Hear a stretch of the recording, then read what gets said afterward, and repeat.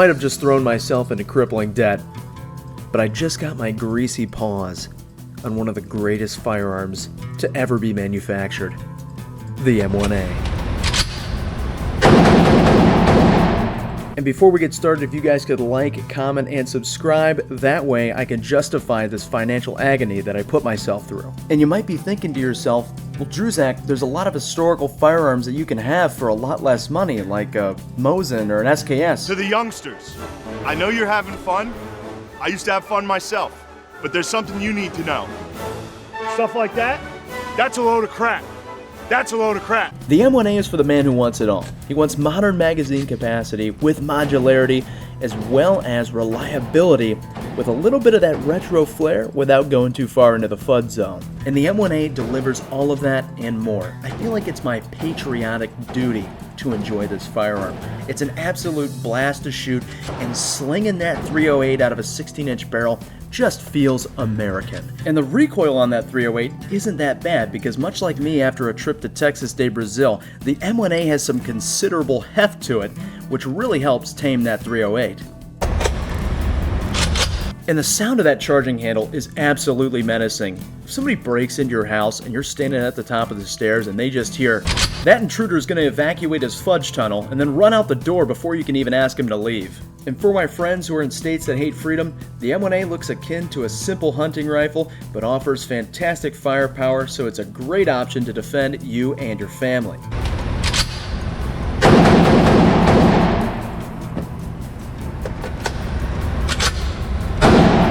And of course, you can't talk about a rifle without talking about its accuracy. Now, most consider the M1A to be a 2 MOA rifle. However, some people with the right setup and the right ammo have been able to get under 1 MOA. Now, if you want to put an optic on your M1A, you really only have two good options. You've got the Picatinny rail that's already affixed to the firearm, or you have a scope mount that you can actually purchase from Springfield Armory. Now, you can get these from third-party vendors, however, I would recommend just getting it from Springfield Armory if you want the best accuracy. The rifle that actually made that sub-MOA shot was actually an out-of-the-box variant of the M1A that Springfield Armory offers called the Loaded Precision. And speaking of variants, they offer a ton of them. So you've got the SOCOM 16, which is the more tactical version of the M1A. That's the one I've got. And then you've got the Scout Squad rifles. Those are, again, very similar to the SOCOM 16 in the sense that they're a tactical version of the M1A. And then you've got the standard issue, which is your classic tried and true platform. And then you've got the M1A loaded rifles, which you can even get chambered in 6.5 Creedmoor. Now, there's only one thing standing between you and one of the greatest rifles ever created, and that's the price.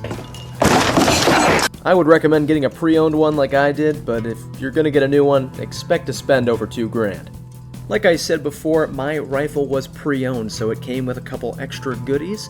I've got two chassis here. One is this classic olive drab chassis, and then I've got this "we've got EBR at home" type chassis. I hope to get my hands on an actual EBR, but I've already spent the entire year's budget on this one video, so maybe next year.